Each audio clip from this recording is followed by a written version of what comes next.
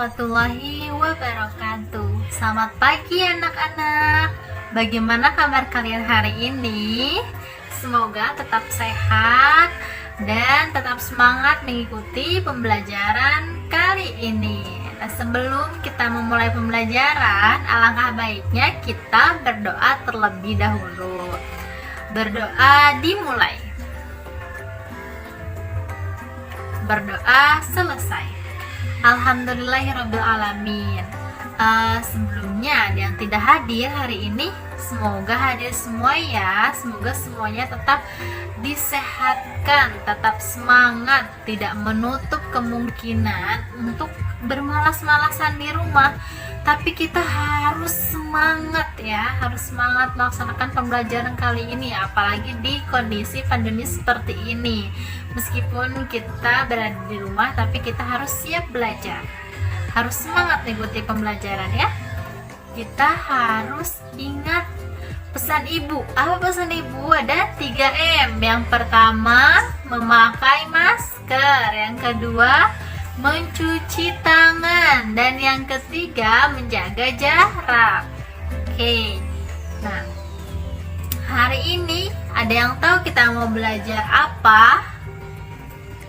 Ya, kita akan belajar mengenai tema 1, lingkungan sahabat kita, pembelajaran ke-1, subtema 1. Jadi, kita akan belajar tentang cerita non-fiksi. Sebelumnya, sudah ada yang tahu belum apa itu cerita non-fiksi? Kemarin kita sudah bahas mengenai cerita fiksi ya. Cerita fiksi itu kan cerita hayalan. Kalau cerita non fiksi berarti cerita yang sebenarnya, kenyataan, berdasarkan fakta yang bersifat informatif. Jadi ada buktinya gitu, nyata ya.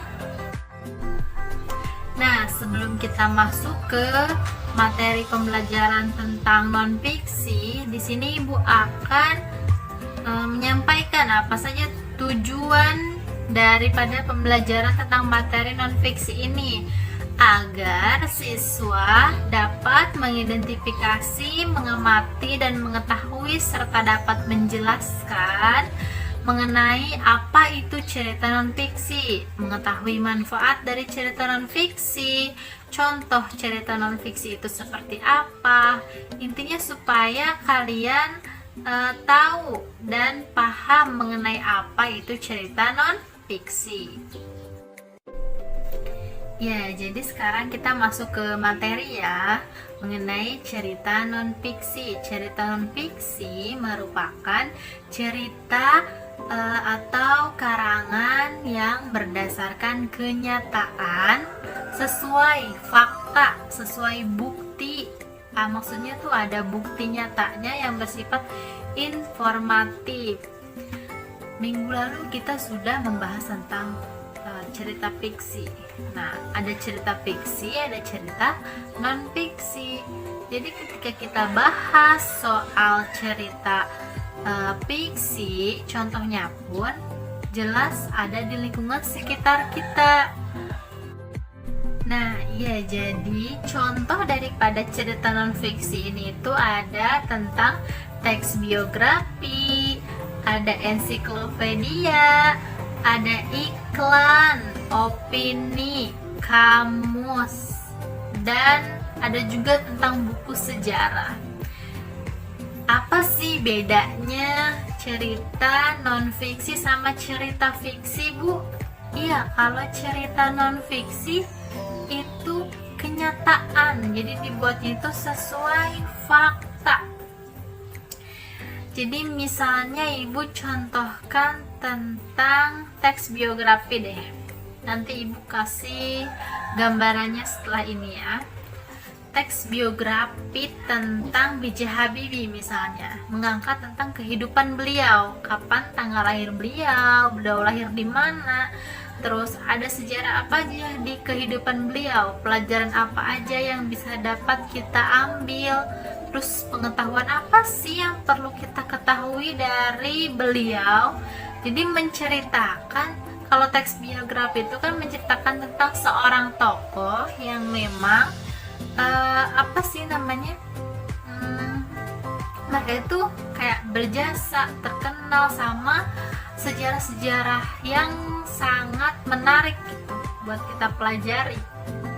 Jadi ada faktanya gitu, ada buktinya. Sedangkan kalau cerita fiksi atau khayalan itu contohnya ibu bisa mencontohkan seperti cerpen, novel kayak gitu ya, komik itu bisa termasuk sama cerita fiksi.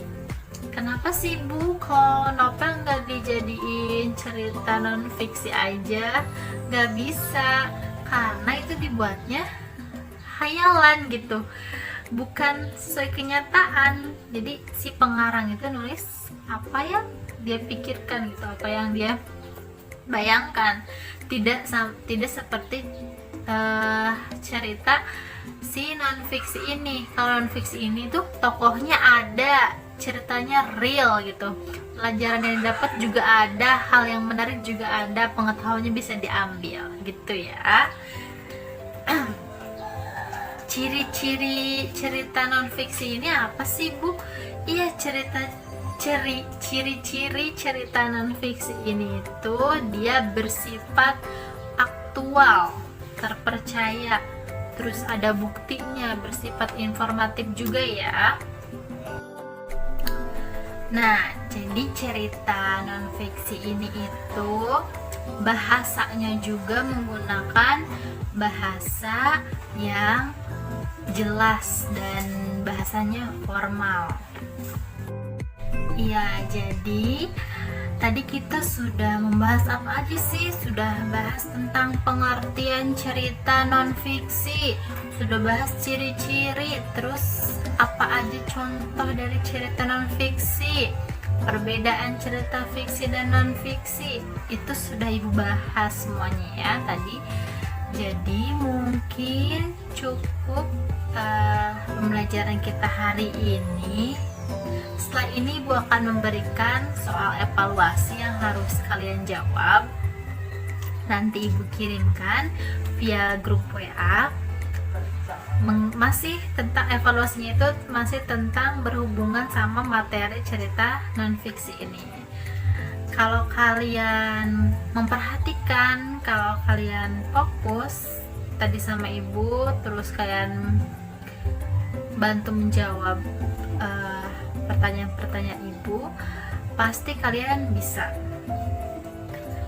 Mungkin ibu cukupkan pembelajaran hari ini.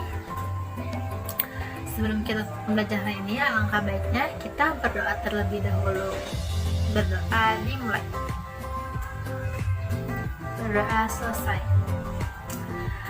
Nah, mungkin cukup sekian pembelajaran hari ini. Terima kasih, mohon maaf bila masih banyak kekurangan atau terlalu cepat menjelaskan atau kurang ibu materinya. Mohon maaf sekali karena ibu juga masih dalam tahap belajar. Cukup sekian. Wassalamualaikum warahmatullahi wabarakatuh.